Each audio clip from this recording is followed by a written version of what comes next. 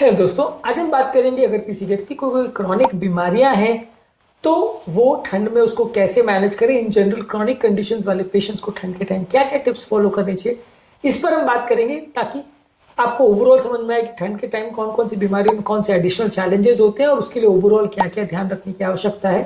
ये सारी चीज़ों पर आज हम फोकस करेंगे। आज का टॉपिक है how to manage chronic problems in winter season. Topic पर जाने से पहले जो लोग हमारे चैनल पर नए हैं उन्हें रिक्वेस्ट करूँगा चैनल को सब्सक्राइब करें, वीडियो को लाइक करें, शेयर करें, फॉलो करें, कमेंट करें, पूरा देखें।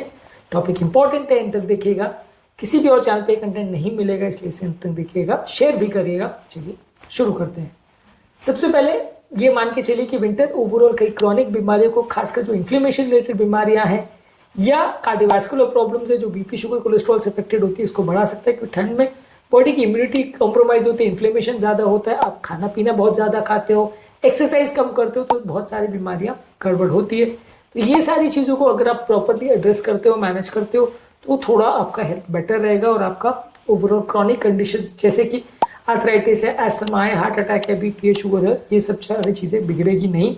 ये सारी बीमारियों के बारे में शॉर्ट में बात करेंगे कि ये कैसे बिगड़ती है और इसके लिए आप क्या कर सकते हो।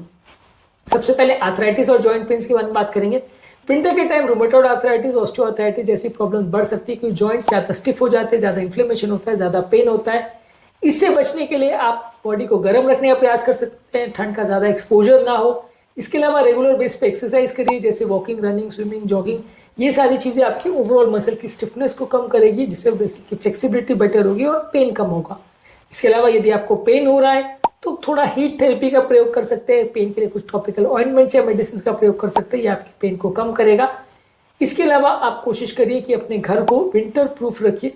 जितना ज़्यादा कंपेरेटिवली आपके घर पे थोड़ा गर्म वातावरण रहेगा, अच्छा रहेगा।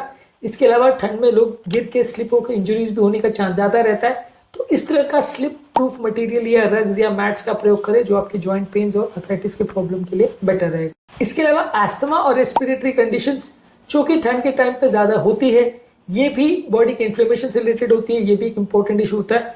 ठंड के टाइम पे बहुत ज़्यादा बाहर मत निकलिए, बाहर निकल रहे तो स्कार्फ या मास्क का प्रयोग करिए। इसके अलावा बाहर के पोल्यूटेंट से अगर आपका एक्सपोजर हो रहा है, एटमॉस्फेरिक पोल्यूटेंट्स बहुत ज़्यादा ठंड में बढ़ जाते हैं, तो उससे खुद को प्रोटेक्ट करिए, मास्क पहनिए। बाहर के ट्रिगर से खुद को बचाने का प्रयास करिए, घर पे एयर प्योरीफायर का प्रयोग करके घर को क्लीन रखने का प्रयास करिए। और इसके अलावा एस्थमा की जो मेडिसिन आपको प्रिस्क्राइब की जाती है, उसके डोजेस को बढ़ा सकते हैं, उसको प्रॉपर्ली मैनेज कर सकते हैं। एस्थमा से रिलेटेड इश्यूज को कैसे एड्रेस करें, ये ऑलरेडी हमने पूरे वीडियोस में डिस्कस किया है ठंड के टाइम, इसको चेकआउट कर लीजिएगा। इसके अलावा ठंड के टाइम कार्डियोवास्कुलर प्रॉब्लम जैसे बीपी, शुगर, कोलेस्ट्रॉल ज़्यादा बढ़ जाता है। खाद्य पदार्थों में होने वाले चेंजेस की वजह से और ब्लड प्रेशर ज़्यादा नमक की वजह से होता है, नलिया भी कंस्ट्रक्ट हो जाती है, जिससे ये प्रॉब्लम्स बढ़ने का चांस होता है। इसके लिए बॉडी को आप विंटर से प्रोटेक्ट करिए, बहुत ज़्यादा ठंड मत लगने दीजिए, बहुत ज़्यादा हैवी एक्टिविटीज एक्सरसाइज मत करिए, लेकिन एक्सरसाइज करना बंद भी मत करिए। बीपी, शुगर, कोलेस्ट्रॉल को रेगुलर बेस पे मॉनिटर करते रहिए, अपनी दवा को प्रॉपर्ली एडजस्ट करिए और घर पर एक्टिव रहने का प्रयास करिए, जिससे आपके ओवरऑल फिजिकल फिटनेस मेंटेन रहे और ओवरऑल आपकी बॉडी बीमारी से ग्रसित ना हो। जहाँ तक सवाल है डायबिटीज़ का, ठंड के टाइम डायबिटीज़ भी ज़्यादा होने का चांस रहता है।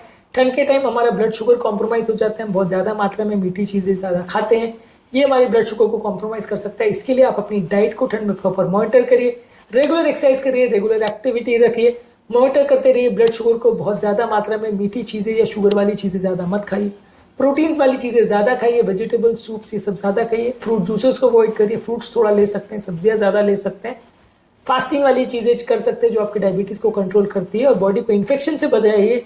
कई तरह के इन्फेक्शन जो है वो बॉडी के शुगर कंट्रोल्स को कॉम्प्रोमाइज़ कर सकते हैं, इसलिए इन्फेक्शन से बॉडी को बचाइए।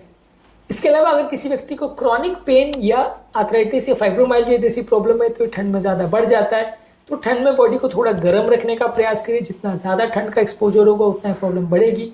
रेगुलर बेस पे एक्सरसाइज करते रहिए, वॉकिंग, स्ट्रेचिंग, योगा, ये सारी चीज़ें करने से मसल पेन और स्टिफनेस का प्रॉब्लम कंपेरेटिवली कम होगा।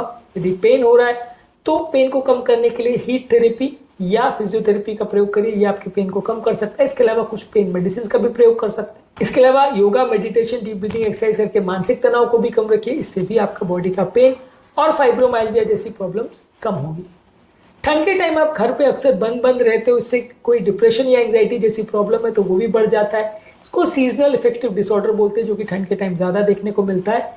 इससे अपनी मेंटल हेल्थ को प्रोटेक्ट करने के लिए आप धूप में बार बार टाइम स्पेंड करिए, इससे भी आपका माइंड अच्छा रहेगा और डिप्रेशन, एंग्जाइटी की प्रॉब्लम थोड़ी कम होगी। सोसाइटी में लोगों के साथ टाइम स्पेंड करिए, लोगों के साथ बात करिए, डिस्कशंस करिए, इससे आपका माइंड थोड़ा खुलेगा और थोड़ा सा आपको डिप्रेशन कम होगा। इसके अलावा रेगुलर बेस पे एक्सरसाइज भी करिए, 7 से 9 घंटे की नींद भी रखिए। ये बॉडी के एंडोर्फिन्स को रिलीज करता है, जिससे आपका ओवरऑल माइंड बेटर रहता है, डिप्रेशन की फीलिंग्स नहीं आएगी और आपको थोड़ा सीजनल इफेक्टिव डिसऑर्डर या साइकेट्रिक प्रॉब्लम्स ठंड के टाइम जो बढ़ जाती है वो उतनी ज़्यादा नहीं होगी। इसके अलावा ओवरऑल क्रॉनिक कंडीशंस को बेटर रखने के लिए ठंड के टाइम आपको थोड़ा पानी ज़्यादा पीना चाहिए। अक्सर ज़्यादा प्यास नहीं लगने की वजह से लोग पानी कम पीते हैं, जिससे आपकी कई बीमारियां बढ़ जाती है, तो पानी ज़्यादा लीजिए। हेल्दी लाइफस्टाइल मेंटेन करिए, डेली एक्सरसाइज करिए, बैलेंस डाइट लीजिए जिसमें हेल्दी फूड पोर्शंस को ज़्यादा लीजिए, अनहेल्दी चीज़ों को कंपैरेटिवली कम रखिए। रेगुलर हेल्थ मॉनिटरिंग करते रहिए, अपनी बॉडी को प्रॉपर ध्यान रखिए, फिटनेस का प्रॉपर ध्यान रखिए। घर पर अगर टाइम स्पेंड कर भी रहो तो कोई व्यसन नहीं होना चाहिए। हेल्दी चीज़ों और हेल्दी फ्रूट्स या हेल्दी जूसेस या हेल्दी ड्रिंक्स को ज़्यादा लीजिए। अनहेल्दी अल्कोहल या बेवरेजेस को अवॉइड करिए, हेल्दी फूड प्रोडक्ट को ज़्यादा लीजिए। ये सारी चीज़ें करने से आपका विंटर के टाइम ज़्यादातर बीमारियों का बढ़ने का चांस कम हो जाएगा। स्पेसिफिक बीमारियों के लिए क्या क्या कर सकते हैं और क्या क्या नहीं करना चाहिए, इस पर हमने ऑलरेडी अलग अलग वीडियोस किए हैं। कौन कौन सी सिस्टम में प्रॉब्लम्स आ सकती है, जैसे पेट की प्रॉब्लम, किडनी का प्रॉब्लम, ब्रेन का प्रॉब्लम, लंग्स का प्रॉब्लम, ये सारे हमने अलग अलग वीडियोस में एड्रेस किया है। इनको जरूर चेकआउट करें। टॉपिक एंड करने से पहले जो लोग हमारे चैनल पर नए हैं उन्हें रिक्वेस्ट करूँगा कि चैनल को सब्सक्राइब करें, वीडियोस को लाइक करें, शेयर करें, फॉलो करें, कमेंट करें पूरा।